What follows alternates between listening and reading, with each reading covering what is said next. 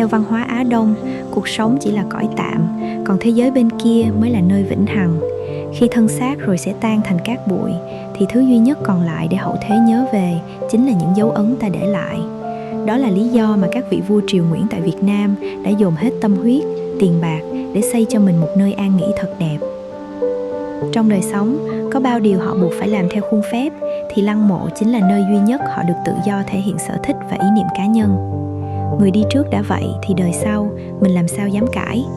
Trong video hôm nay, hãy cùng mình chậm rãi đi bộ qua 3 khu lăng tẩm đặc biệt nhất tại cố đô Huế, để xem đằng sau những công trình trầm mặc giữa lòng cố đô kia là những giấc mộng gì của các bậc đế vương.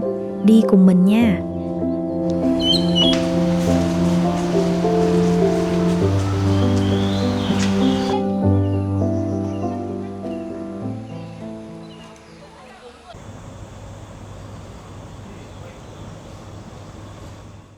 Xin chào cả nhà, mình đang đứng đây tại lăng vua Khải Định, vị vua thứ 12 của triều Nguyễn. Đây là công trình lăng thứ 7 và cũng là khu lăng mộ cuối cùng trong hệ thống lăng tẩm của các vua triều Nguyễn. Nhìn từ góc này, bạn có thấy điều gì lạ không? Dù diện tích nhỏ hơn hẳn so với lăng của các bậc tiền bối đi trước, nhưng đây là lăng mộ cao nhất, đồ sộ nhất, như một khối hộp chữ nhật vươn thẳng lên đỉnh đồi, với 127 bậc thang dốc đứng thách thức bất cứ ai muốn đặt chân lên đây.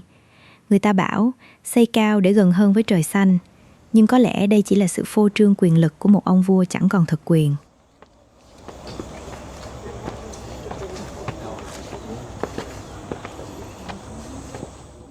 Vua Khải Định trị vì 9 năm, mất năm 41 tuổi.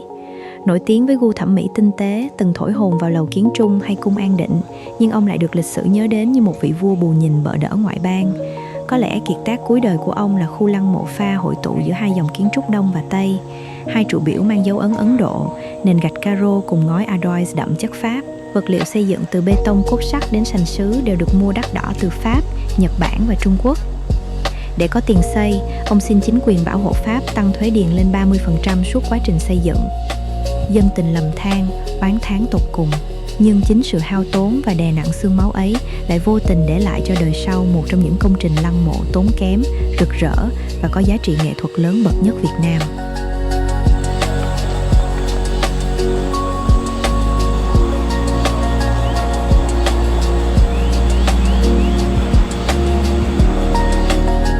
Nhìn từ xa, nơi đây chẳng khác nào một tòa lâu đài châu Âu lạc giữa đồi núi xứ Huế, nơi các vật liệu truyền thống gần như vắng bóng. Mỗi lăng tẩm triều Nguyễn thường có hai khu vực, lăng để chôn cất, tẩm để thờ tự. Nhưng ở đây, lăng và tẩm lại lồng ghép vào nhau thành một thể thống nhất. Mỗi công trình sinh ra đều là tấm gương phản chiếu tính cách của vị vua và dấu ấn thời đại. Với Khải Định, đó là sự cầu kỳ đến cùng cực.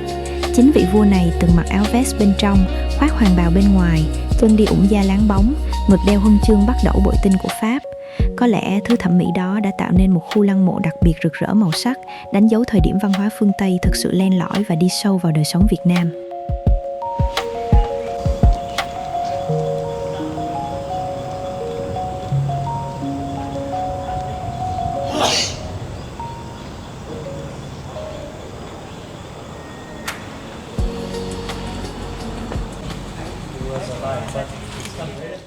Và trước mặt mình đây là tấm bia. Tấm bia này có tên là Thánh Đức Thần Công. Theo truyền thống, vị vua kế vị sẽ tự tay viết bia để ca ngợi công đức tiên đế.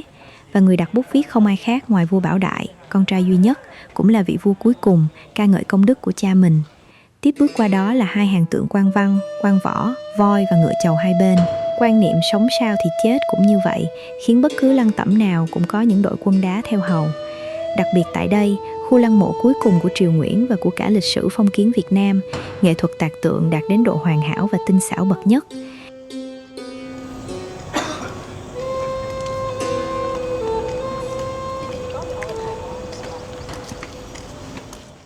Phía sau tấm bia là đường Toại Đạo, con đường đưa thi hài nhà vua hạ huyệt. Điểm độc đáo nhất là chỉ riêng lăng Khải Định mới xác định được chính xác vị trí chôn cất, nằm ngay phía dưới bức tượng đồng ở sâu bên trong. Nào, hãy theo mình bước vào cung điện phía trong, nơi ẩn giấu những bất ngờ choáng ngợp nhất.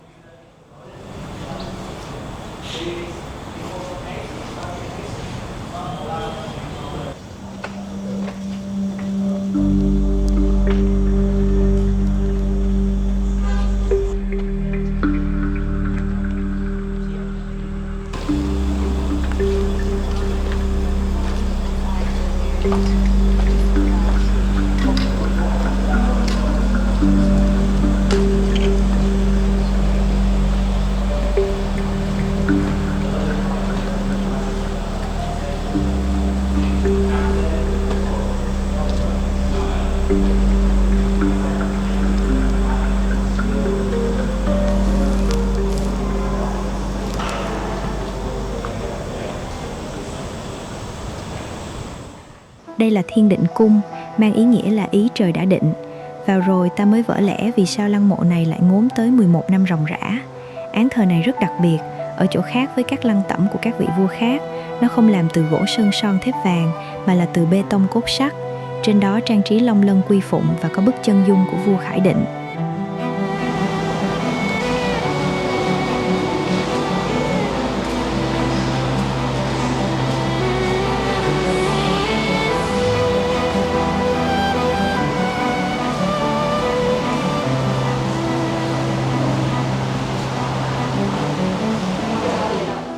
Toàn bộ không gian nội thất là một công trình khảm sành sứ đỉnh cao. Tất cả đều là đồ nhập từ Nhật Bản, Trung Quốc, được thợ thủ công đập vỡ ra từng mảnh nhỏ để chọn lọc màu sắc tỉ mỉ. Đập đến đâu, ghép đến đó, công phu và tốn kém đến cùng cực. Nhưng cái giá của sự xa hoa ấy không chỉ đong bằng tiền bạc mà bằng cả sinh mạng con người. Vì nơi đây là rừng thiên nước độc nên rất nhiều người đã bỏ xác ở đây trong quá trình xây lăng. 4 góc trong cung là tranh tứ quý, xuân, hạ, thu, đông. Và trung tâm trên trần là bức bích họa Cửu Long ẩn vân với 9 con rồng ẩn hiện trong mây. 9 là con số tự nhiên lớn nhất và cũng ứng với thiên mạng của nhà vua. Thú vị là dù qua bao năm tháng, bức tranh được vẽ suốt 5 năm ấy vẫn giữ nguyên màu sắc rực rỡ, hoàn toàn không một cọng mạng nhện bám vào. Người ta đồn rằng nghệ nhân xưa đã pha chế một chất liệu bí truyền nào đó mà đến nay khoa học vẫn chưa thể giải mã.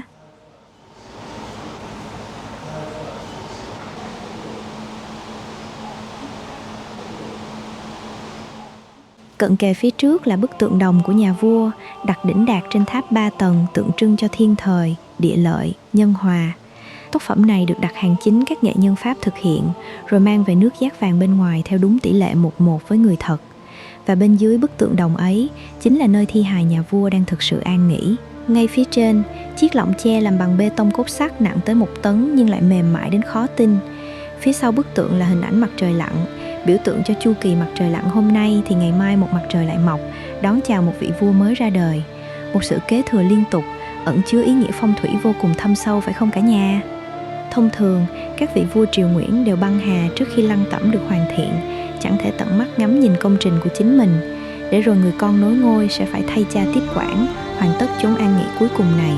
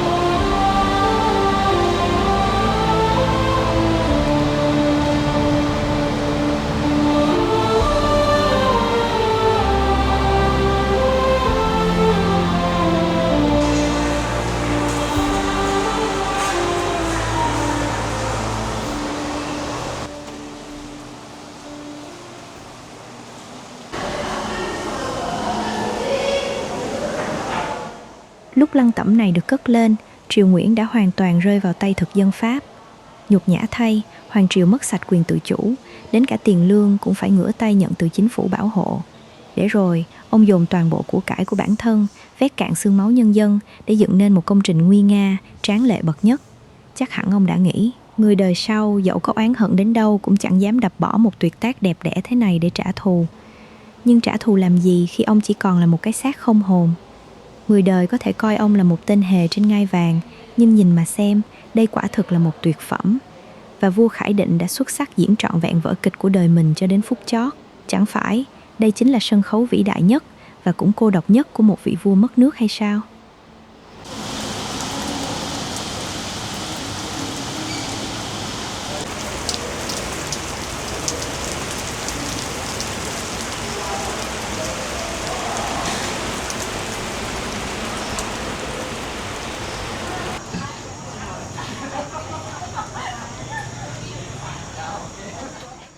Đây là lăng vua Tự Đức, hay còn gọi là Khiêm Lăng, một trong những công trình đẹp và thơ mộng bậc nhất của triều Nguyễn.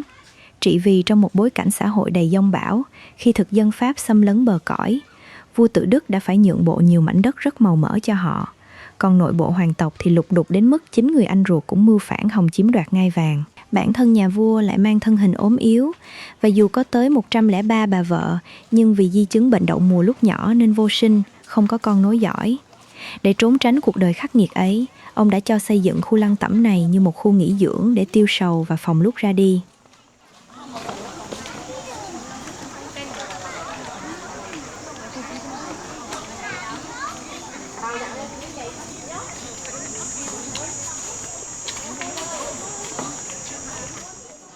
Khác biệt hoàn toàn với những lối kiến trúc góc cạnh, khô khan thường thấy, toàn cảnh lăng Tự Đức hiện lên như một công viên rộng lớn, nơi có suối chảy, thông reo và muôn chim ca hát. Yếu tố được tôn trọng triệt để ở đây chính là sự hài hòa tuyệt đối với tự nhiên. Những con đường lát gạch bát tràng uốn lượn quanh co dưới những hàng đại thụ, hòa cùng mây nước và hương hoa, khiến người ta ngỡ như đang lạc bước vào chốn thiên đường của thi ca và mộng tưởng, hơn là chốn lăng tẩm của người quá cố. Cả nhà nhìn xem giữa mặt hồ rộng thênh thang này, tự dưng thấy mọi thứ chậm hẳn lại. Dòng nước cứ lặng lẽ trôi, ôm trọn lấy cả một khoảng không gian trầm mặc. Phía trước ngay mép nước là ngôi nhà thủy tạ, chỗ mà ngày xưa nhà vua này hay lui tới để ngắm hoa, thả mồi cho cá, ngồi đọc sách hay thả hồn vào những vần thơ. Là một ông vua mang tâm hồn thi sĩ và lãng mạn vào hàng bậc nhất, đi đến góc nào ở đây cũng thấy phảng phất hương vị thi ca. Người ta cứ bảo, bước chân vào lăng Tự Đức cứ ngỡ như đang lật dở từng trang của một bài thơ buồn, nơi mây nước, cỏ cây và nỗi lòng con người hòa làm một.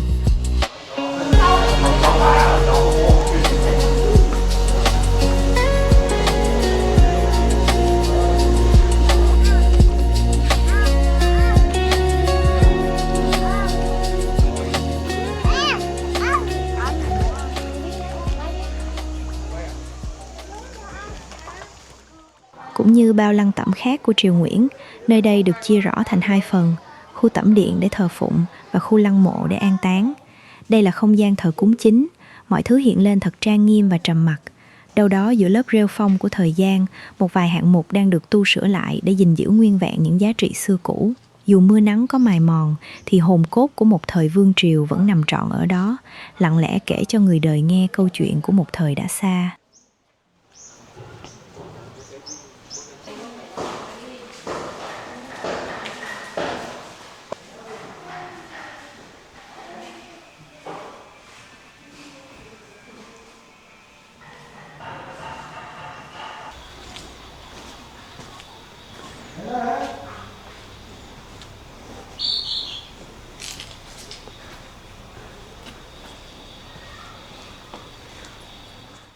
Đây là khu lăng mộ, đập ngay vào mắt mình là hai hàng tượng quan văn, quan võ, voi ngựa chầu hai bên quen thuộc như ở bao lăng tẩm khác. Nhưng ngắm kỹ mới thấy một chi tiết nhỏ mà thú vị. Vì ngoài đời thực, vua Tự Đức vốn là một vị vua có vóc dáng khá thấp bé, thế nên những bức tượng chầu ở đây cũng được tạc với tỷ lệ khiêm tốn theo. Cũng đúng ha, xưa nay làm gì có chuyện lính hay quan lại được phép cao lớn, vượt mặt uy quyền của thiên tử cơ chứ.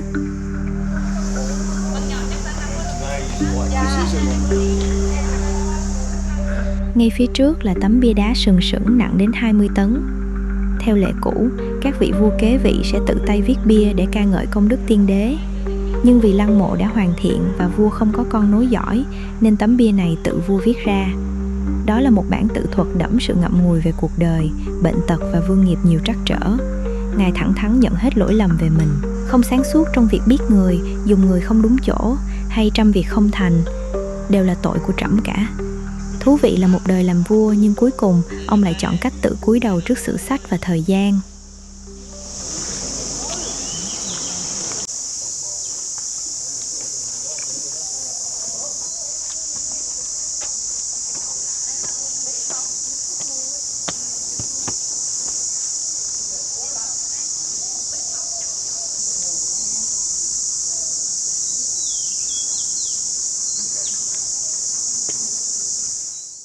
Tiến sâu vào không gian tĩnh lặng nhất của Khiêm Lăng, ta đặt chân đến nơi an nghỉ cuối cùng của nhà vua.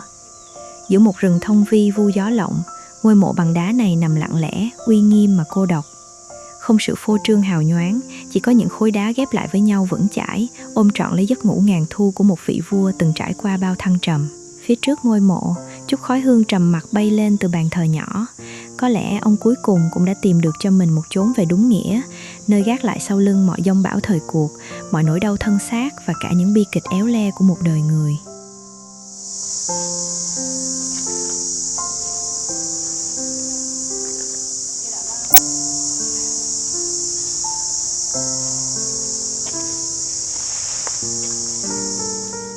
Giống như lăng vua Khải Định, lăng Tự Đức cũng có một con đường toại đạo bí mật đâu đó để đưa thi hài nhà vua vào bên trong. Nhưng ngặt một nỗi, chẳng ai có thể biết chính xác nó nằm ở đâu. Đó là cách người xưa giữ được sự an toàn tuyệt đối cho giấc ngủ ngàn thu của vị vua. Lý do chính là để tránh mọi sự nhòm ngó của những kẻ trộm mộ. Bởi ai cũng biết là sẽ có nhiều châu báu, vàng bạc được chôn theo. Có thể bạn sẽ thắc mắc, sao kẻ trộm không cứ thế mà đào thẳng từ tấm bia từ phía trên xuống cho nhanh? Không thể nào đâu, với những dụng cụ thô sơ thời đó, lại phải làm lén lút, vội vàng, thì việc đào xuyên qua lớp chất xây dựng dày đặc và khối đá cứng ngắc ở bên trên là điều bất khả thi. Thế nên, điểm yếu duy nhất có thể tiếp cận chỉ có thể là đường toại đạo, mà bí mật về nó thì đã bị chôn giấu.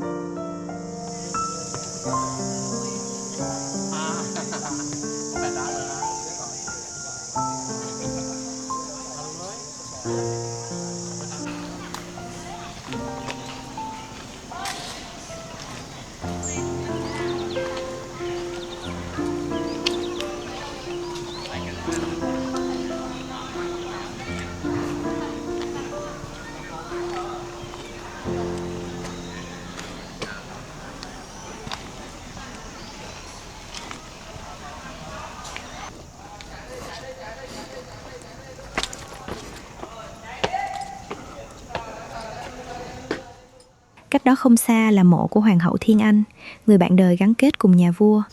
Giữa khoảng sân lát gạch rêu phong, ngôi nhà mộ đá hiện lên đơn sơ, lặng lẽ bên bệ thờ nhỏ và bình hoa cúc vàng. Xung quanh, khối đá xám vuông vức đã đượm màu thời gian và mưa nắng qua bao thế kỷ. Ngay phía sau, bức bình phong với sắc vàng ấm áp là họa tiết chim phượng hoàng đắp nổi tinh xảo, uy quyền cùng chữ thọ cổ kính, ôm trọn lấy không gian an nghỉ. Theo quan niệm truyền thống, chim phượng hoàng là biểu tượng cho sự bất tử, đức hạnh và vẻ đẹp cao quý, đặc biệt gắn liền với hình ảnh của bậc mẫu nghi thiên hạ.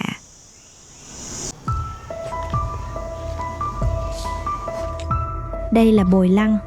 Chữ bồi ở đây theo nghĩa đen chính là ăn theo, là một công trình phụ được xây thêm vào sau này.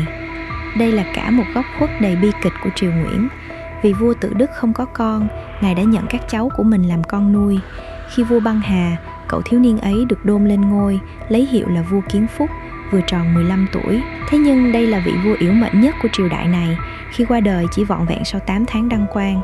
Nghĩ mà xem, một thanh niên 15 tuổi, khỏe mạnh bỗng nhiên lăn đùng ra chết, nghe thấy sai sai và đầy bất thường phải không? Và giả thuyết được nhắc đến nhiều nhất là nhà vua trẻ này đã vô tình phát hiện mẹ nuôi của mình là một vị hoàng quý phi đang có mối quan hệ bất chính với một viên đại thần trong triều. Để bịt miệng, một chén thuốc độc đã được hạ xuống. Đây vẫn là một nghi án lớn, chưa có lời giải đáp chính thức.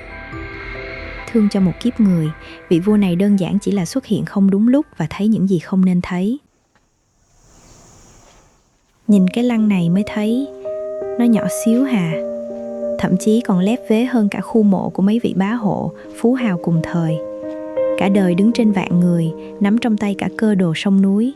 Thế nhưng các vị vua lúc nằm xuống thì cũng như bao ai khác. Cuộc đời con người ta, dẫu có oanh liệt hay đi qua bao nhiêu giông bão, thì khi vạn sự hạ màn, điều duy nhất ta thực sự cần hóa ra chỉ là một khoảng trời thật yên bình mà thôi.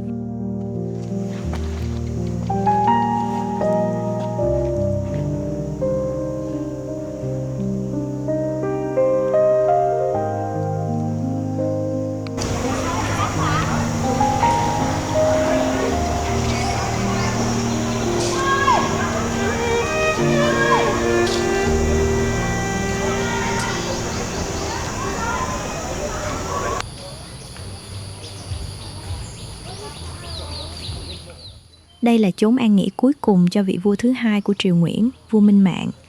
Ngài là người con trai thứ tư của vua Gia Long, vị vua đã khai sinh ra vương triều này. Lên ngôi trong những năm tháng đất nước bước vào thời kỳ ổn định, Minh Mạng không chỉ được biết đến với công cuộc mở mang bờ cõi đầy quyết liệt, mà còn là một con người có chiều sâu tư tưởng. Dưới dáng vẻ uy nghiêm của một bậc đế vương, bên trong ngài lại ẩn chứa tâm hồn của một thi sĩ, một người dành cả đời để đi tìm sự hòa hợp tuyệt đối giữa quyền lực, triết học và thiên nhiên.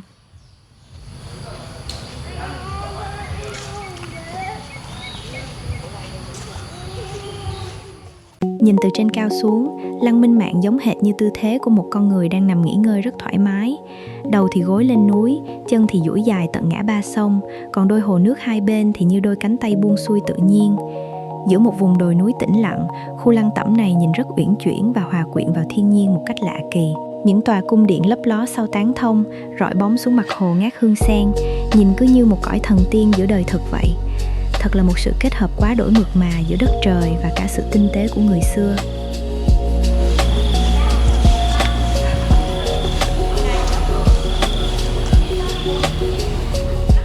Vua Minh Mạng là một vị vua được đánh giá tài giỏi, anh minh bậc nhất của triều Nguyễn. Mặc dù là con thứ, nhưng ông là người được chọn kế vị. Chuyện xảy ra cũng khá ly kỳ. Số là người con trưởng của vua Gia Long được đưa sang Pháp làm con tin. Vì người này đã du nhập và theo đạo Công giáo, nên nhà vua mới sợ khi truyền ngôi cho thì sẽ bị người Pháp điều khiển. Sau đó, theo di chiếu của nhà vua, ông đã truyền ngôi cho người con thứ là vua Minh Mạng.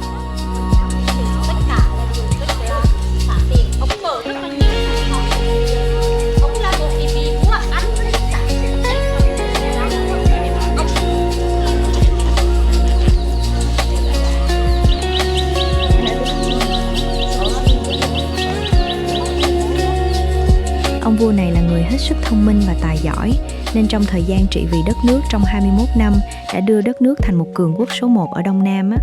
Là người thanh liêm ghét tham nhũng, nên vị vua này đã xử trảm luôn cả cha vợ của mình khi mà phát hiện ông này tham ô 30.000 quan tiền. Đây là một khối lượng tài sản vô cùng khổng lồ, đủ sức mua được hàng vạn trâu bò hoặc lương thực nuôi sống hàng chục vạn người thời bấy giờ. Về đời sống thì đây là vị vua có nhiều vợ con nhất triều Nguyễn. Ông có tới 142 người con.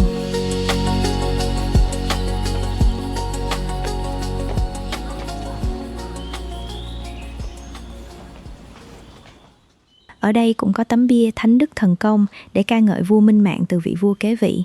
Nhìn kiến trúc ở đây rất đặc trưng với hoàng gia trong triều Nguyễn. Đó là nhiều cột gỗ với các chi tiết được sơn son thép vàng, ngói lợp hoàng lưu ly, tường cũng được sơn màu vàng của hoàng gia.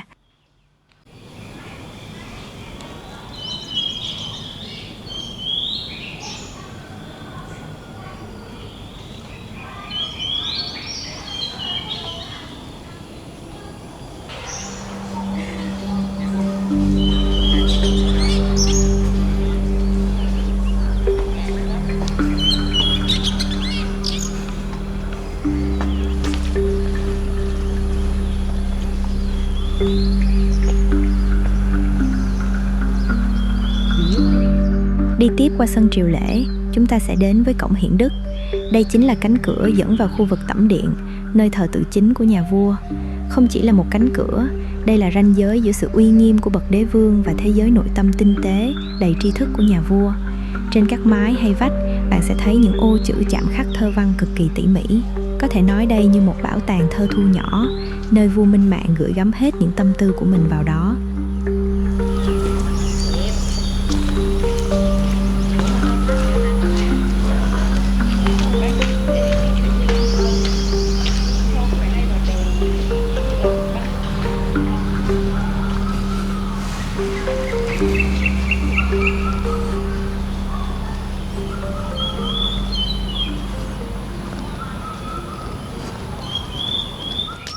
Không gian bên trong gian thờ trầm mặc hẳn, mọi ồn ào ngoài kia như bị chặn lại hết.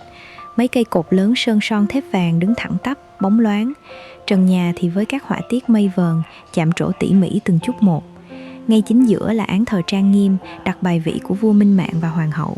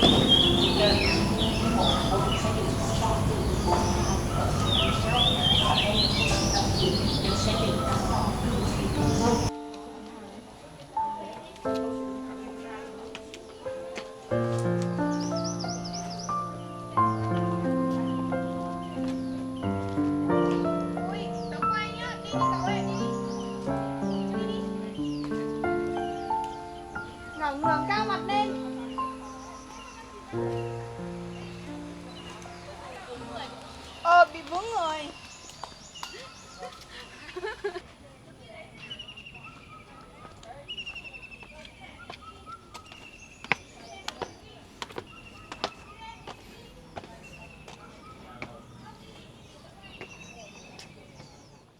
Ngôi lầu này là nơi nhà vua tìm đến để gác lại những nỗi lo toan của cả một giang sơn ngoài kia.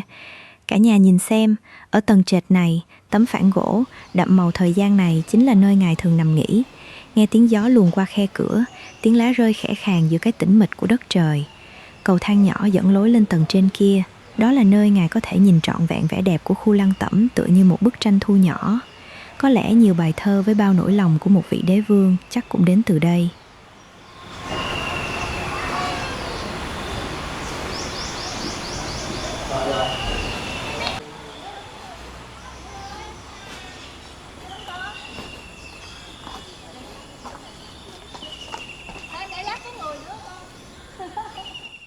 Thật ra, chẳng có gì là thực sự vĩnh cửu với thời gian. Mấy tòa cung điện hay lăng tẩm hoàng gia, dẫu có bề thế đến đâu, qua bao dầm dề mưa nắng xứ Huế rồi cũng phải chịu những vết hằn và cần đến tay người trùng tu, sửa chữa. Thế nhưng, các lăng tẩm triều Nguyễn đến nay vẫn giữ được trọn vẹn ngần ấy giá trị. Ấy là bởi lịch sử đã dành cho nơi này một đặc ân rất riêng. Vì đây là vương triều phong kiến cuối cùng, nên chúng may mắn thoát khỏi vòng xoáy đập phá hay vùi lấp từng vùi dập bao triều đại trước đó. Thêm nữa, một trong những điều kiện để hoàng đế cuối cùng, vua Bảo Đại thoái vị trong hòa bình, trao lại ấn kiếm cho chính phủ cách mạng, đó là bảo vệ toàn vẹn lăng tẩm của các bậc tiên đế, tuyệt đối không mạo phạm, không khai quật. Nhờ thế mà hôm nay, chúng ta mới còn cơ hội đứng đây, chạm tay vào từng lớp quá khứ và lặng ngắm một triều đại đã lùi xa vào dĩ vãng.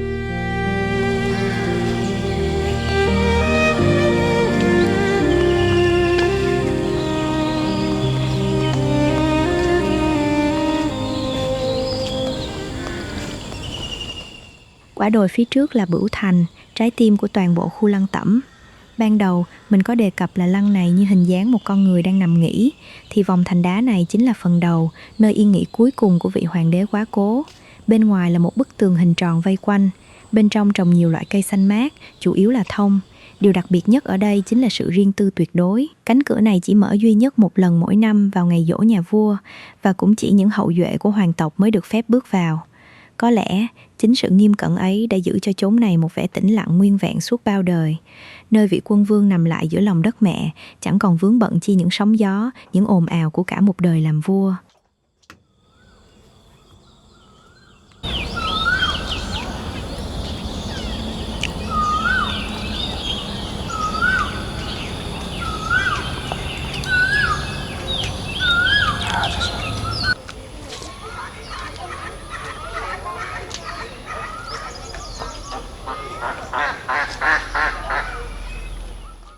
Nếu bạn vẫn còn ở đây đến phút này, chứng tỏ bạn đã thực sự trở thành một phần của cuộc hành trình. Cảm ơn bạn vì đã kiên nhẫn đồng hành cùng mình, dạo bước qua các lăng tẩm và lắng nghe những câu chuyện thăng trầm của các vị vua triều Nguyễn. Chúng ta đã cùng nhau đi qua 3 lăng tẩm hoàng gia ngự trị trên mảnh đất này, mỗi nơi mang một linh hồn và số phận riêng biệt, để rồi cùng nhìn lại những lát cắt lịch sử đầy trăn trở, thêm trân quý những giá trị đang hiện hữu hôm nay. Nếu yêu thích chuyến đi khám phá lịch sử và văn hóa mộc mạc này, hãy nhấn like và đăng ký kênh để ủng hộ mình nhé. Việt Nam còn rất nhiều điều thú vị đang chờ chúng ta khám phá cùng nhau. Còn bây giờ, hành trình khám phá các lăng tẩm ở Huế đến đây là khép lại. Xin chào và hẹn gặp lại bạn ở những hành trình tiếp theo.